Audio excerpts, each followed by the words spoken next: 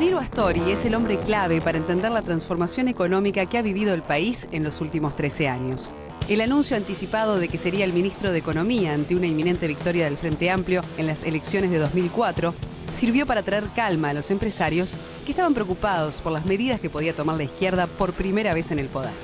Como vicepresidente en el periodo 2009-2015, supervisó el equipo económico que lideró el Ministerio de Economía y que en ocasiones era desautorizado por la Oficina de Planeamiento y Presupuesto, dirigida por autoridades afines al entonces presidente José Mujica. Con un nuevo gobierno de Vázquez, Astori volvió al Ministerio de Economía en un contexto de creciente déficit fiscal, en el que debió aplicarse una política de recorte del gasto, al tiempo que se definieron aumentos de la carga impositiva. A 2 años de las elecciones de 2019, Astori tendrá como desafío mantener los niveles de crecimiento de la economía, que en 2018 se estima que será del entorno del 3%, mejorar las condiciones del empleo y combatir un déficit fiscal que continúa creciendo. Además, tendrá que convencer al Frente Amplio de tomar posturas de mayor apertura comercial y definir si será o no candidato para las próximas elecciones. Muy bien, son muchos los temas evidentemente que ya planteamos en este siguiente informe a propósito de las preguntas que ya mismo le vamos a formular al ministro de Economía, contador Danilo Astori. Bienvenido al programa. Bienvenido, Astori. Muchas gracias, buenos días. Estoy cumpliendo con una invitación que me habían formulado hace tiempo y bueno, estoy muy satisfecho de estar con ustedes hoy aquí y muy agradecido. Bien, estábamos esperando definitivamente esta ocasión para poder intercambiar con usted. La primera pregunta se desprende un poco de lo coyuntural. Le vamos a pedir alguna reflexión sobre el dictamen del fiscal Pacheco sobre el caso que involucra al ex vicepresidente de algunos jerarcas. ¿Lo sorprendió el dictamen? Yo quiero decirles que voy a tener que pedirles disculpas porque me parece que no se debe opinar en el medio del desarrollo del proceso que se está llevando a cabo. Es la mejor manera de dejar actuar libremente y sin presiones de ningún tipo a la justicia. Afortunadamente vivimos en una república democrática con la independencia de poderes, respetamos la independencia de la justicia, está actuando y bueno, no creo que haya llegado el momento de opinar al respecto, sino de decir que reiteramos nuestra confianza en la gente que está trabajando en este proceso. Astori, con respecto a lo que fue todo el tema ANCAP y lo que dejó también, el aprendizaje que dejó, una de las cosas que usted dijo cuando asumió como ministro de Economía en este gobierno de Vázquez fue una reunión que mantuvo con él donde se quiso tomar una medida concreta con respecto a la gestión de las empresas públicas, ¿verdad? En ese sentido, ¿cuál fue el cambio de chip, de alguna manera, con respecto a cómo debían gestionarse las empresas públicas a raíz del escándalo de ANCAP? Bueno, nos estamos refiriendo con esta pregunta a una situación concreta que compartimos a principio de este periodo de gobierno. Al comenzar, como fue señalado en la introducción, este gobierno comenzó con un déficit fiscal importante. Solamente un matiz que quiero aclarar, y es que en esa introducción también se afirmó que el déficit fiscal seguía creciendo. Es absolutamente al revés, el déficit fiscal está disminuyendo. Pero lentamente. En enero tuvo un pico. Lentamente. No, mayor al 2017. Me estoy refiriendo a la comparación entre años. Arrancamos con prácticamente 3.9 y hoy estamos en 3.7. Se podrá decir, y es verdad, que la disminución es relativamente menor, lo cual es cierto. Pero en Uruguay no es muy fácil ni muy rápido disminuir los desequilibrios fiscales. Pero vamos a la pregunta concreta. En aquella reunión de comienzos de periodo, junto al presidente Tabaré Vázquez, nos reunimos con los presidentes de las 5 principales empresas públicas del país, entre las que estaba ANCAP, obviamente, ANTE, el OCE, UTE y el puerto. Y planteamos 2 cosas que a nosotros nos parecían fundamentales. Primero, que hubiera una planificación ordenada de inversiones, de parte de todas las empresas. Segundo, que hubiera un gran esfuerzo por disminuir costos operativos. Y la verdad es que todas cumplieron. Porque aún la que atravesaba por momentos más difíciles, que eran CAP, también hizo un esfuerzo muy grande. Hoy está exhibiendo números mucho más sólidos que en el pasado. Y de explicar la mitad del deterioro fiscal del país en el periodo pasado, pasaron a contribuir con las cuentas públicas en alrededor de 1 punto del producto, lo cual significa entre 500 y 600 millones de dólares. O sea, el cambio concretamente es el recorte de gastos. El cambio es el recorte de gastos, pero también la planificación de inversión. ¿Y profesionales y no políticos en los puestos de mando? En el periodo pasado, y termino enseguida con esto, se habían desarrollado inversiones que en muchos casos son útiles para el país. Por ejemplo, en telecomunicaciones. Han colocado al país a la cabeza de las telecomunicaciones en América Latina.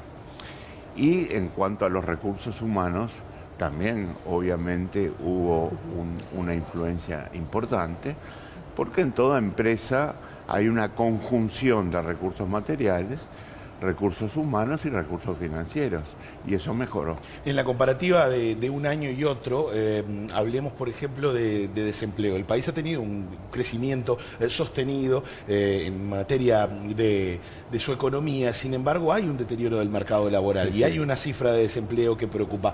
¿Por qué no acompaña de alguna manera o por qué está esa discordancia entre crecimiento económico y a la vez la suba del índice de desempleo? Bueno, antes que nada déjenme decirles que para mí es uno de los 2 principales problemas que tiene el Uruguay en materia económica. El otro es el que estábamos comentando recién, la necesidad de equilibrar las cuentas del Estado. Pero la situación del empleo nos preocupa y nos preocupa mucho. No estamos con cifras desmesuradamente altas como el país conoció en el pasado, pero la cifra de desempleo por un lado y la de empleo por otro no nos dejan satisfechos en absoluto. ¿A qué lo atribuye, ministro? Lo atribuyo a que los sectores con mayor capacidad de creación de empleo han tenido en los últimos tiempos una evolución relativamente más acotada que otros sectores que tienen mayor capacidad de empleo. Por ejemplo, la construcción perdió unos 10.000 puestos de trabajo en un año aproximadamente, ¿verdad? Y eso es muy importante. Es por eso que además ahora estamos intentando reforzar los estímulos de la actividad de la construcción para que sobre esa base la capacidad de creación de empleo aumente. Ahora tenemos otro problema que yo agregaría a y es la calidad del empleo. Porque estamos viviendo en un mundo, y ustedes lo comprueban día a día, con una velocidad impresionante de cambio tecnológico, que está exigiendo a su vez, en periodos cada vez menores, porque ahora no se trata de pensar 10 años adelante, no, ahora en 2 años cambió todo, ¿me explico? Entonces, la necesidad de formar nuevas capacidades es para mí tan importante como la necesidad de crear cuantitativamente mejores y más niveles de empleo. ¿Pero se están aplicando políticas concretas al respecto? Bueno, hay instituciones incluso especializadas en esto que están desarrollando sistemáticamente actividades de capacitación. La primera que se me ocurre, que es una de las más importantes que tiene el país, es el Instituto Nacional de Formación y Empleo. ¿Y los gremios en ese sentido acompañan ese deseo del gobierno de apuntar a la capacitación y a la calidad del empleo para también poder, bueno, ofrecer esa mano de obra calificada que está requiriendo para inversiones el país? Yo creo que hay una visión bastante unánime al respecto, ¿verdad? A mí me parece que tanto quienes integramos el gobierno como quienes integran organizaciones de la oposición, como quienes trabajan en organizaciones sociales, como por ejemplo la organización sindical, el PIT-CNT, confluyen, coinciden en ubicar en este tema a uno de los principales que tiene que resolver el país. Y es por eso que hay que, digamos, concentrar mucho esfuerzo en las diversas perspectivas o los diversos canales por los cuales se llega a una actividad de este tipo. Tenemos dos problemas. Primero, queremos un desempleo más bajo, sin duda, pero también queremos más creación de empleo, que no siempre son conceptos que se condicen el uno con el otro, porque está lo que técnicamente se llama la tasa de actividad, que es el deseo de la población de trabajar, ¿verdad? Y a veces, por circunstancias de la vida, por resultados obtenidos en la práctica, hay gente que deja de buscar trabajo, porque después de una frustración importante, deja de buscar trabajo, y eso hay que tenerlo en cuenta también junto con la tasa de desempleo y la de Uno de los empleo. sectores que más sufrió la pérdida también de puestos de trabajo es todo el sector agropecuario. Bueno, muchas cosas confluyeron en la situación actual, pero el pedido, después de que se creara el movimiento de autoconvocados, bien explícito era bajar el costo del Estado. También se demandan medidas concretas para que el empleador, en definitiva, pueda sustentar esa oferta de trabajo. Y en ese sentido, bueno, más allá de las medidas anunciadas por el gobierno, ¿cuál cree usted que es el equilibrio, verdad, entre ofrecer trabajo con seguridad y con calidad y, por otro lado, bueno, aguantar el peso del Estado? El gobierno comparte totalmente la necesidad de ir acotando lo que se suele llamar el peso del Estado, con las siguientes aclaraciones, ¿verdad? El gasto público tiene diferentes destinos, y hay destinos prioritarios que no solo no deben ser reducidos, sino que en la medida de lo posible deben ser fortalecidos. Hay otros, como los que mencionábamos hoy, al hablar de las empresas públicas, que sí pueden y deben seguir siendo reducidos. Y ahora, si ustedes me permiten, me gustaría introducir otro concepto que es muy parecido a su nivel al que estábamos comentando hoy sobre el empleo, que es la calidad del gasto. Muchas veces ponemos el acento en el nivel del gasto, decimos está muy alto, hay que bajarlo, a veces coincidimos, a veces decimos cuidado con las prioridades, el gasto en educación es un gasto prioritario, el gasto en conocimiento también, en seguridad pública también, en vivienda. Veamos cuáles son las diferentes categorías del gasto. Pero hay uno que a mí me gustaría referirlo a todo el gasto, que es la calidad del gasto. Y francamente estamos muy atrasados en materia de calidad del gasto. ¿Qué significa calidad del gasto? Significa planificar un gasto donde haya metas que se establecen a cumplir, periodos para cumplir y alcanzar esas metas. Significa alimentar el análisis de los resultados. Significa parar cada tanto y ver, bueno, queríamos hacer esto, ¿lo logramos? Significa establecer compromisos de gestión, que hay en muy pocas reparticiones del Estado. ¿Qué son los compromisos de gestión? Hay que alcanzar el resultado A, bueno, yo pongo los recursos y se alcanzó A, si no, no los pongo. ¿Me explico? ¿Usted se lo planteó al inicio de este periodo? Sí, no, me lo planteé al inicio del primer periodo como ministro de Economía. ¿Cree que se consiguió? En algunas ocasiones sí. La Dirección General Impositiva, que es una unidad ejecutora fundamental del Ministerio de Economía, tiene compromisos de gestión desde 2005 y se cumplen rigurosamente. Por ejemplo, en el caso de la Dirección General Impositiva, las metas son la recaudación que el Estado se propone obtener. Si se obtiene, se aportan los recursos correspondientes, si no... Pero, ¿y qué cree que falta para que ese ejemplo de alguna manera se extienda al resto de los organismos públicos? Bueno, no es la única la Dirección General Impositiva, lo puse como ejemplo. Y quise ponerla como ejemplo precisamente porque fue la primera experiencia que tuvimos cuando llegamos al gobierno en 2005. Pero hay otras en las cuales se está cumpliendo también, pero las velocidades son muy diferentes y por lo tanto es mucho el terreno para avanzar. Astori, por eso digo que estamos atrasados en eso. con respecto también a las diferencias dentro de la interna del Frente Amplio que comprometen las posibilidades de comercio exterior del país, está el caso, por ejemplo, de este TLC de Chile, o con Chile, perdón, que está descansando, digamos, por ponerlo en esos términos, en el Parlamento, incluso con China también un acuerdo comercial que por las diferencias que genera con el Mercosur está trancado. ¿Qué costo estamos pagando por no resolver este tipo de diferencias, ¿verdad? Muy dentro alto. de la propia interna del país? Muy alto, muy alto. Y si se puede o se quiere traducir en cifras, es muy fácil.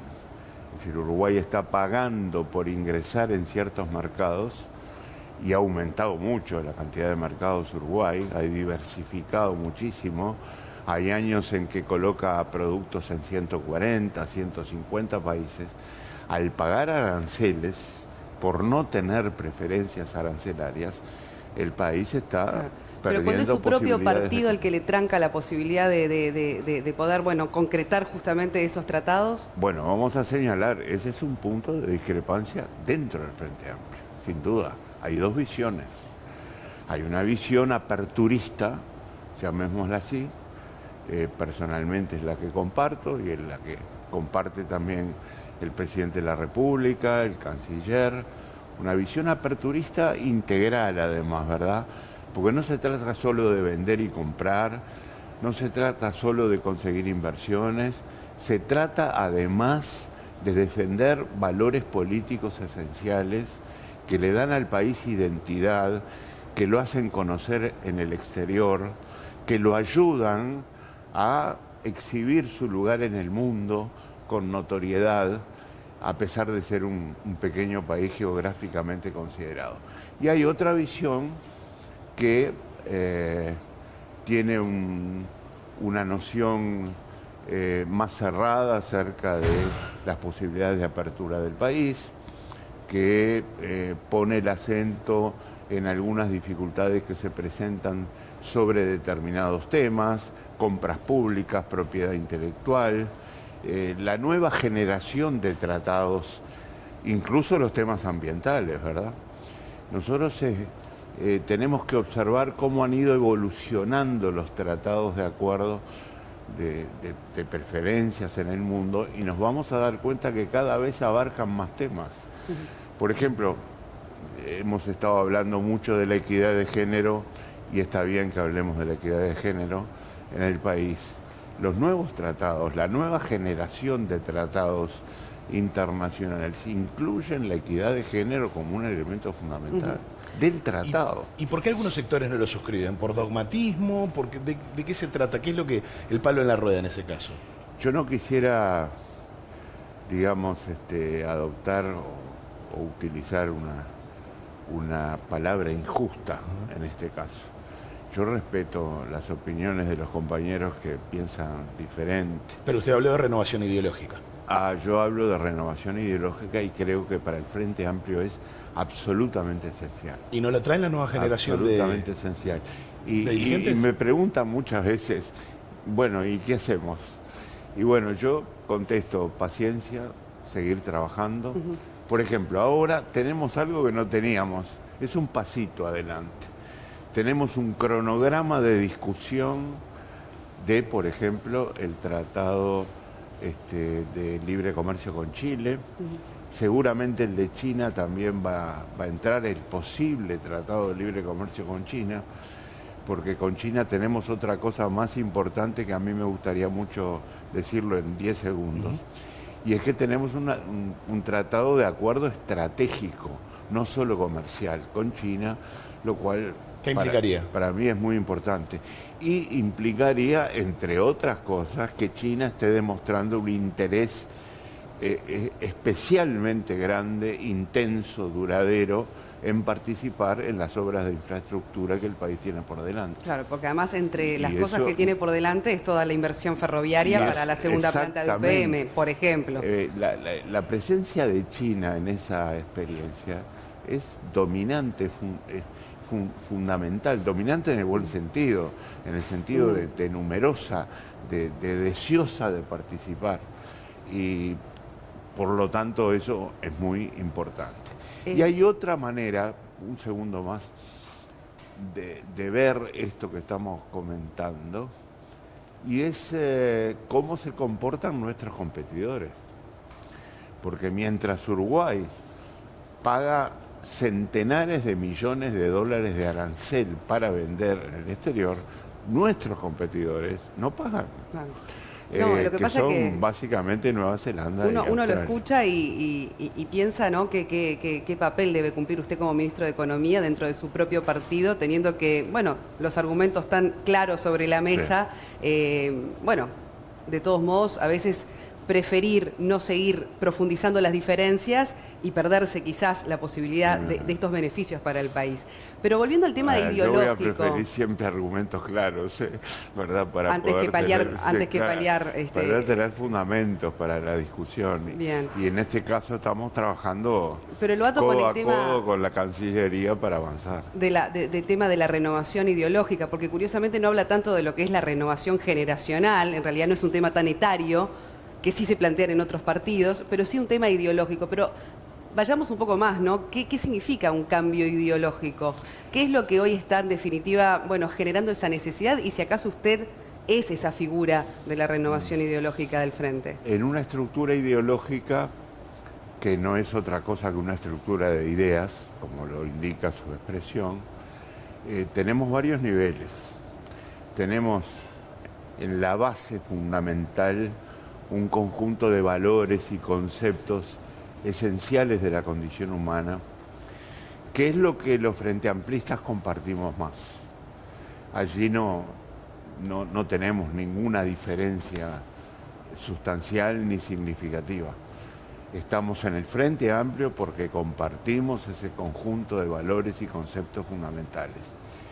Y luego empiezan a haber niveles más concretos de acercamiento a temas de la práctica, de la realidad, como los que ustedes me están señalando en esta conversación, donde pueden aparecer diferencias, ¿verdad? Y uno de ellos es la inserción internacional. O sea, eligieron un buen ejemplo ustedes para señalar a qué nivel empiezan a aparecer diferencias en el Frente Amplio. Y hay que reconocerlas y hay que trabajar sobre ellas, ¿verdad? Pero en esa revolución ideológica, ¿usted está y quiénes lo acompañan, por ejemplo? Bueno, ¿A quién en el visualiza caso- en esa línea? En el caso que estábamos conversando, notoriamente el Ministerio de Economía está espalda con el Ministerio de Relaciones Exteriores. Tenemos además oficinas especializadas que trabajan juntas. Es más, nuestra asesoría de comercio exterior está localizada físicamente en la Cancillería y es una unidad del Ministerio de Economía. Digo, para poner un ejemplo, ¿verdad? Ahora, yo creo que si tomamos el Poder Ejecutivo, definido como el presidente con sus ministros, la posición aperturista es la que predomina. Usted ha sido una figura clave y de primera línea de los últimos 3 periodos de gobierno. Ante un eventual cuarto gobierno del Frente Amplio, ¿a quién imagina o a quién ve como un eventual sucesor suyo en materia económica? No sé, sería un atrevido de mi parte si lo dijera, pero... Pero hay recambio en ese sentido también. Sí, sin duda. Si hay una cosa sobre la que he tenido una fortuna enorme, fortuna personal y fortuna profesional, es haber tenido un equipo formidable. Durante los 3 gobiernos, ¿no? Durante el segundo yo no tuve la responsabilidad institucional del Ministerio de Economía, estuve en la vicepresidencia de la República.